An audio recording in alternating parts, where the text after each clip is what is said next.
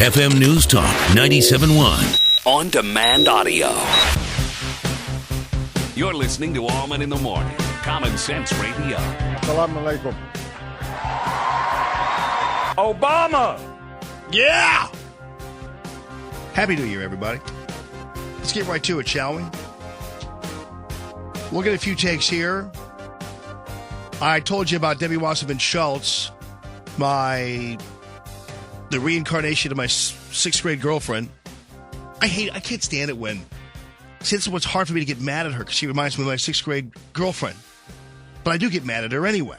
I just kind of have to forget that she looks like my sixth grade girlfriend. My cute, adorable sixth grade girlfriend. Debbie. Her name was Debbie too. How cruel is that? Anyway, I love these guys because she's talking just like a Republican. Oh, well, some Republicans.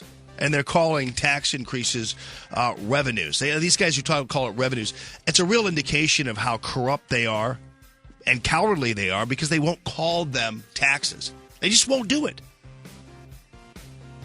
Here's Debbie Wasserman Schultz, everybody. The Republicans also need to understand that this is now just, we're just going to turn to spending cuts only.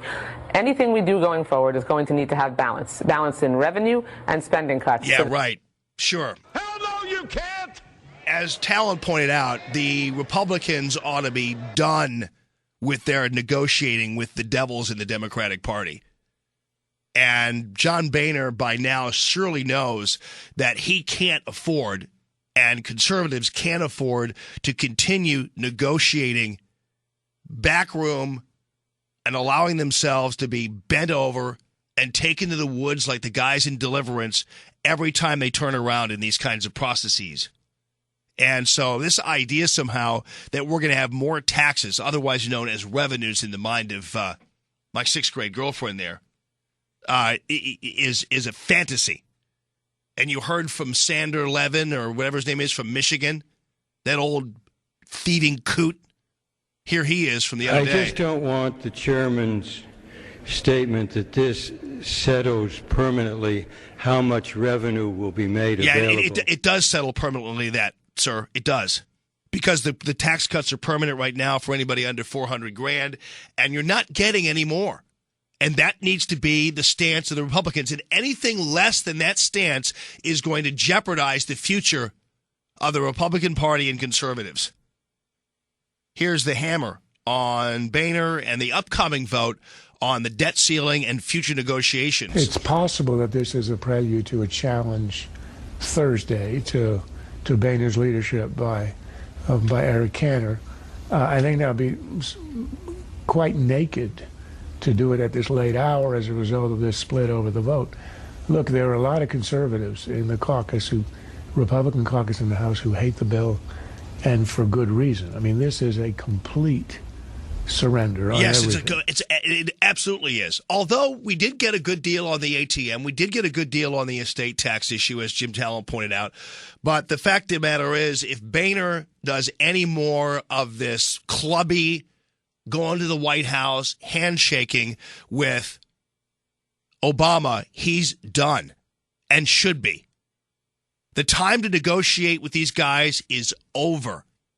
And Boehner's job is going to depend on it. And I hope that he's told that. I hope he knows that. Because Jim Talon said this morning, just a few minutes ago, that it's not guaranteed that Boehner's job is secure. And Boehner needs to know that. So hopefully we're going to get that from him. Now, keep in mind, here's another reason why you shouldn't be negotiating with these people anymore, because it doesn't help you. If you're a Republican and you're kissing up to Democrats, they have no respect for you. It's the same thing with the media. As long as you have an R next to your name, they hate you. When are you going to get that through your heads? They hate you.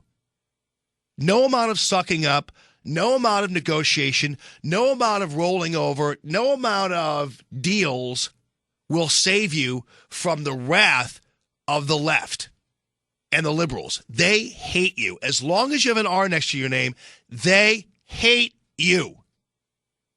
So stop trying to make them love you.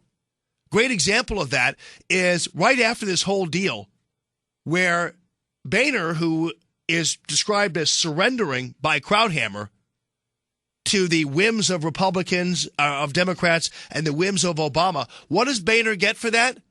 An entire day of trashing him over Hurricane Sandy funding.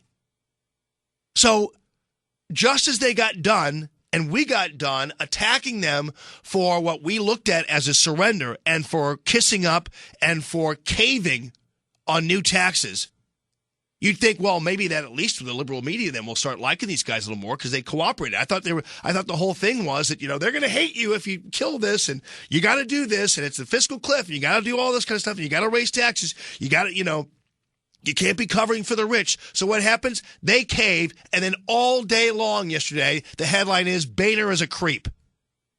Because the people in New Jersey, like we care, are not getting funding or whatever. I thought Obama, by the way, had a solution for them right before the election, right? If Remember? you call 800-621 FEMA. Yeah, call that number, guys, and leave us alone. The president told you to call him. 969-9797, 866-455-9797.